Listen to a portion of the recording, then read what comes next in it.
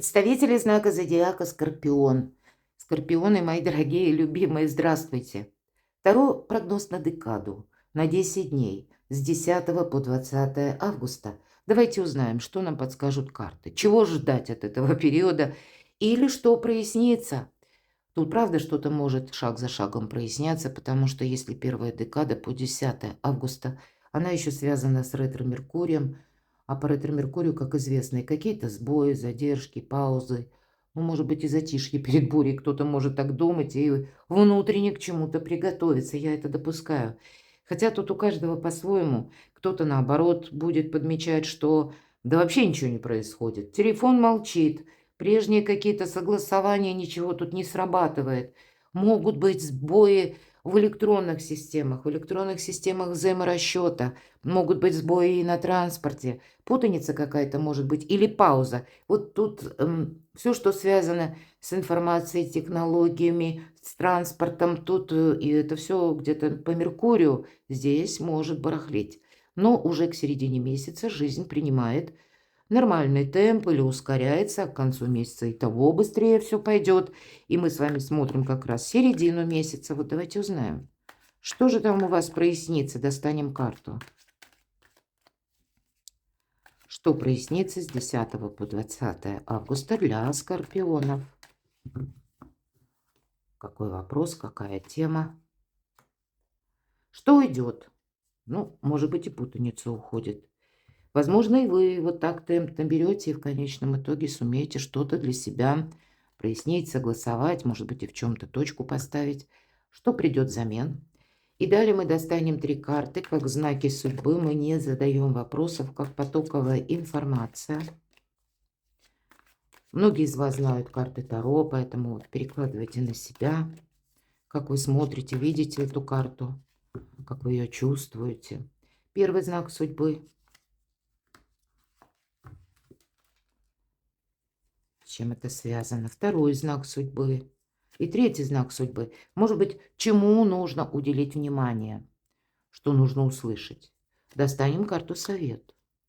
Итак, что ж там у вас будет проясняться? Ух, какая-то тема по работе, по занятости, по деньгам или откуда эти деньги, каким образом приходят. Или, может быть, даже для тех, кто работает в интернет или связан каким-то образом с электронными, опять же, системами взаиморасчета.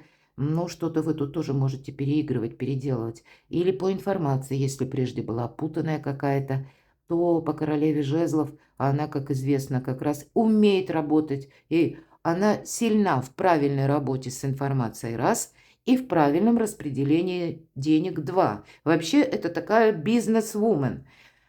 Это в целом, мои дорогие, и для вас, мужчины, это просто король жезлов, там другая энергетика. Это мы говорим харизматичный лидер, который сам, в общем-то, ну, он на своей волне, он ничего не делает. Он много обещать может. Или он руководить может. А вот по части делать, продумать что-то, может быть, какой-то даже хитрый план, а жизнь не оставляют другого. Вот по королеве жезлов такое проходит. Почему? Вот эта сила королевы, она не сложилась на пустом месте. Она прошла очень сложный путь из проб и ошибок, когда она уже сделала все выводы. И теперь она уже точно себе вредить не желает. Поэтому и черный кот, который часто изображен на картах возле королевы, говорит о том, что она умеет хранить тайны свои и чужие, но умеет и не бежать впереди паровоза. Она все просчитывает, анализирует.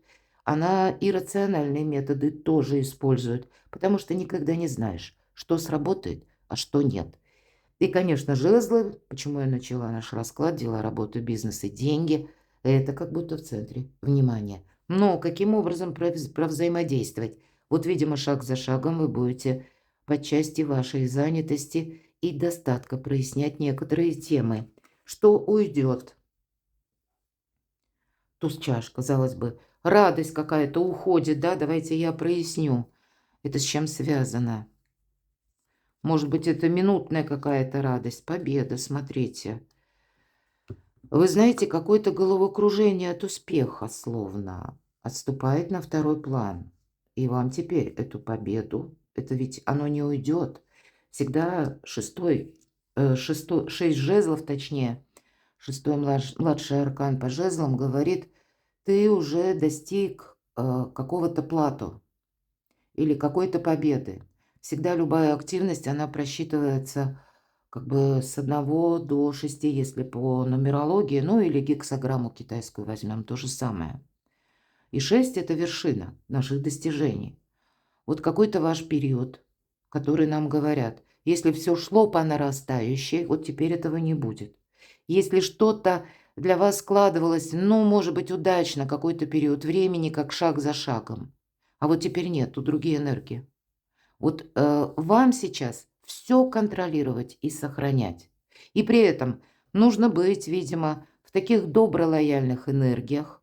То есть вам как нужно и уже заданные какие-то достигнутые позиции не упустить. Понимаете, мои дорогие скорпионы? Так и не совершить какой-то необдуманный шаг. А что ж придет? Мне интересно. Сохранение. По королеве Пентакли она как раз все сохраняет. Она из любого бардака и хаоса она умеет отстроить и благополучие, и создать порядок. Это карта сильного человека тоже. Вот посмотрите, у вас 2 королевы. Может быть, у кого-то вопросы выбора между отношениями. Хотя ни одна карта об этом не говорит.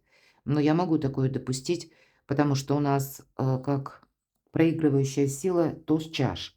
Поэтому вы тут можете и по личной жизни тоже что-то передумать. Может быть, это прежние контакты с конкретным человеком. Может быть, это и не совсем личная жизнь. Ну, а как вопросы с родственниками, друзьями, да, или вот людьми, которые вхожи в ваш дом, ваше пространство какое-то личное. Вы тут тоже что-то можете передумать и менять. Может быть, меняется конкретно у человека что-то, и вы понимаете, что, ага, какое-то сотрудничество я не смогу продолжать именно в том контексте, как оно было прежде. Мне тут нужно что-то переиграть. Может быть, иногда королева Пентаклей – это именно по части семьи, и пусть не обязательно это для кого-то супруг, супруга, мы опять же не рассматриваем по полу карту, а это будет связано как и с вашей семьей, или с какими-то родственниками, ну, может быть, мать, отец, ну, самые разные. Опять же, кто вхож в ваш дом или ваше личное пространство. Тут явно тоже вы что-то будете вот так по-деловому пересматривать, потому что, ну, вроде все хорошо, сохранять нужно, но это может быть как ваше осознание, что сейчас есть и еще какая-то персона, вам знакомая, и некоторые события вам приходится учитывать, потому что вот она как будто или он планирует. А для того, чтобы взаимодействовать с этим человеком, вам нужно внести некоторую коррекцию. Вот и вы будете, может быть, теперь обдумывать, каким образом себе с большими плюсами это сделать. Интересно, ну давайте посмотрим, с чем это для вас связано. А у вас возможность. Вот интересно, смотрите, что уйдет. Какие-то прежние победы, нам говорят, нужно сохранить. Прежняя какая-то радость. Может быть, ну, было какое-то дело, которое у вас получилось оформить. Но, наверное, не единственным таким моментом, а как будто в будущем, что приходит взамен. По колесу фортуны тут какие-то и неожиданные события могут быть, неожиданные известия, неожиданные информации от конкретного человека, мои дорогие, которого вы либо знаете, либо для кого-то королева Пентакли проигрывается. Это ваш творческий план или ваша какая-то стратегия по работе, и вы это тут тоже будете менять. Но все равно я вижу, что есть взаимодействие с кем-то. Может быть, вы меняете отношения или меняете контекст взаимоотношений с какими-то людьми. По колесу фортуны вы не можете остановить вот это колесо фортуны, ведь это внешние события, как и информация или обстановка, обстоятельства вокруг вас. Вас вынуждают что-то тоже менять или пересматривать. И вот как нам девушка изображена, она ведь танцует, она счастлива, но это не так просто. Выполнить вот этот танец на вращающемся колесе, стоя на одной ноге. Безусловно, карта говорит, держи баланс. Эмоциональный в первую очередь баланс, ведь это карта неожиданностей. Но когда выпадает колесо фортуны, конкретно это фортуна. И вот это колесо, оно идет наверх. Но это может быть что-то альтернативное, непредсказуемое, неожиданное. Вот приготовьтесь. Так или иначе, это для вашего благополучия. Будьте готовы словно менять походку, мои дорогие скорпионы. Это для вашего блага. Ну вот с самого начала. И в центре могут быть внимание. Пусть даже это будет, давайте так, в целом подведем итог. Вопросы вашей занятости и вопросы денег. Или вопросы благополучия. Мы к деньгам можем какую-то финансовую историю отнести. Или вопросы с имуществом, жильем. В конечном итоге это тоже сводится к финансам. Вот все то, что как мир материальный. И наша деятельность, наша активность, наша работа вам здесь придется немножко пересматривать. Или для себя какие-то совершенно какие-то новые методы работы, методы взаимодействия с людьми, как будто это сделать необходимо. И эмоциональный баланс держать придется тоже. Давайте как знак судьбы. Туз мечей. Конечно, по этой карте это была какая-то путаница или лабиринт, и мы выходим. Может быть, и придется от чего-то отказаться. Все же меч, он предполагает, что мы что-то отрежем. Может быть, и выбор есть. Я такое допускаю. Но тут однозначно выход-то только один. Даже если мы хотим что-то согласиться с чем-то, допустим, да, или хотим что-то соединить, сохранить, как будто вот в эти открытые врата из лабиринта протащить еще то, что нам дорого, любимо, а может не войти. Словно в эти врата, да? Ну, я так аллегорически, конечно, говорю. Поэтому от чего-то отказаться придется. Но это для вас, знаете, и освобождение тоже. Не нужен будет лишний груз, не нужно на себя брать какую-то, может быть, лишнюю ответственность. Хотя выбор этот сам по себе сделать будет не так-то и просто. Вы к чему-то привыкли, вот это точно. Ведь тут нам говорят, что уйдет. Вот приходится пересматривать. Победы есть, вроде и радость есть. Мы к чему-то привыкли. Для нас тут вообще все понятно. И вдруг на тебе колесо фортуны, что-то меняется. И пусть это нас ведет к совершенно другому уровню стабильности. А это не так, как мы это предполагали. Или это происходит совсем не так, как мы ожидали или собирались действовать. Нам здесь говорят о каком-то об одном действии или об одном выходе из лабиринта, а не о том, что мы выходим из этого лабиринта и весь какой-то послужной список берем с собой. Сложное решение, я так вижу, вам придется принимать. Знак судьбы, начало. Но это правда. Когда мы выходим из какой-то путаницы, значит, чтобы заново туда не попасть, нельзя использовать прежние методы. Но это как основа основ. И по тузу Пентакля вам высшие силы помогают. У вас здесь, посмотрите, да, что-то вас радовало, может быть, эмоционально как-то наполняло. Настал период, ну, словно и прозреть, и переложить вот эти добрые эмоции во что-то конкретное. Не просто расслабился. Может быть, у кого-то, мои дорогие, с 10 по 20 элементарно заканчивается отпуск, и вы выходите на работу, а там ожидаются какие-то перемены, новости. И вы где-то внутренне, вы еще, ну, где-то в таком состоянии отпуска. Такое бывает, я это очень хорошо понимаю. А вам нужно быстро как-то включиться в процесс рабочий и при этом не упустить вот эти самые возможности. И тогда вот эти добрые энергии, позитивное настроение вам буквально помогают создать, как, знаете, какой-то шикарный тандем из позитива и возможностей. Все же две карты для вас говорят о продолжении, но в новом контексте.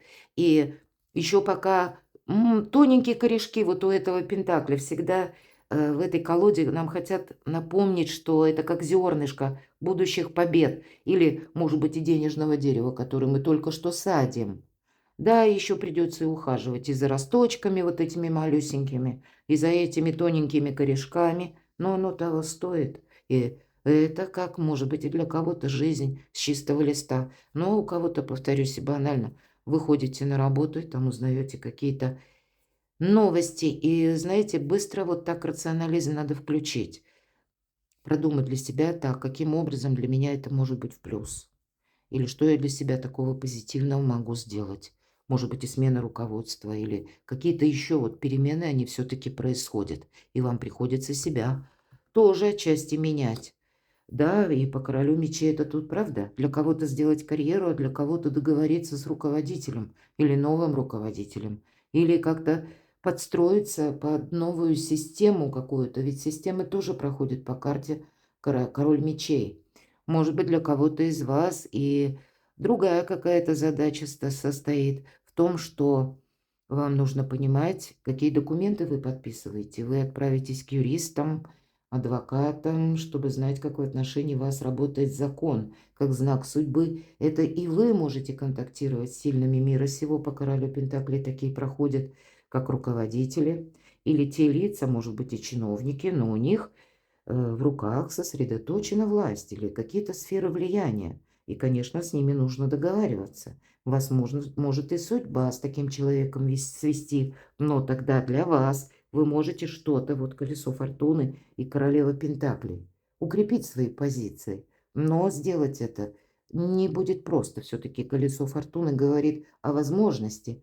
А возможности, они, скорее всего, какие-то неожиданные моменты или когда нам действовать придется совсем не так, как мы привыкли к этому. Но это необходимо. И опять же, держать баланс. По крайней мере, знаете, иногда проходят работники охраны правопорядка, представители законной власти, иными словами. Так вот, этих представителей не стоит гладить против шерсти, мои дорогие скорпионы, настаивая на своем. И если скорпион захочет, для вас нет ничего невозможного. Одна улыбка. И не важно, что вы там думаете. Но если, глядя человеку в глаза, именно в глаза, вы еще и улыбаетесь, вы уже знаете, на каком-то подсознательном уровне можете этого человека располагать к себе. Вот есть у вас такая магическая способность. А вот если не знает кто, проверьте. И поэтому даже если человек сложный, у вас есть возможность уладить какие-то вопросы или для себя как прорыв какой-то, наметить на будущее или договориться, совершить какой-то необходимый маневр. Хотя у кого-то и банально может, знаете, проигрываться вопросы дома, ну кто знает, и каких-то, ну как пригласить специалистов, например, да, или согласование по дому, я такое тоже, оформление документов предполагаю. Иногда ведь по королеву мечей проходят люди, работающие с металлом, или узкие специалисты. Это у нас могут быть и врачи, а могут быть и люди в погонах. Погоны тоже бывают разные. У кого-то таможня, может быть, вполне вероятно, да, смотря чем вы занимаетесь. И тут тоже некоторые вопросы будете увязывать. Но это все то мы в конечном итоге. Когда мы делаем четко, понимаем, зачем и как это согласуется с законом. Ну, вот, видимо, то, что рационально, оно должно быть так и выполнено. Такой знак для вас судьбы. Давайте как подсказку. Совет. И вот смотрите, по пажу мечей, словно пройти над этим обрывом по тоненькой жердочке. Знание – сила, поэтому, правда, кто-то может и узнавать, искать информацию, или как работает в отношении у вас закон. Тут надо будет к чему-то относиться очень аккуратно. Буквально знание силы нам как будто помимо того, что девушка, которая идет, она не смотрит вниз. И нам говорят: Скорпион, не оглядывайся ни назад, не смотри вниз, просто иди вперед. Тут как будто пару шагов, но их очень нужно сделать аккуратно, красиво, элегантно и в балансе. Вот похоже, правда?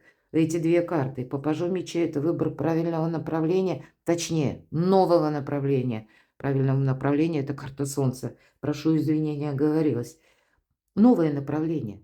Мы думали об одном чем-то, но тут нам придется это либо переиграть, или вообще сориентировать себя на что-то другое. Потому что этого требует либо обстоятельства, либо внешние события, либо какая-то информация. И вам придется много работать с информацией с 10 по 20 августа. Даже, может быть, та информация, которую вы слышите.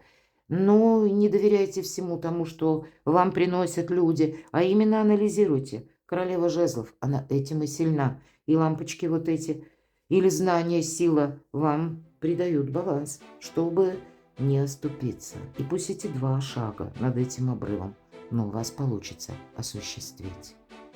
Перекладывайте на себя, мои дорогие любимые скорпионы. Я благодарю за то, что вы смотрите мои видео, за то, что вы откликаетесь, пишете искренние комментарии. Оставайтесь со мной. И будьте счастливы, будьте любимы всегда.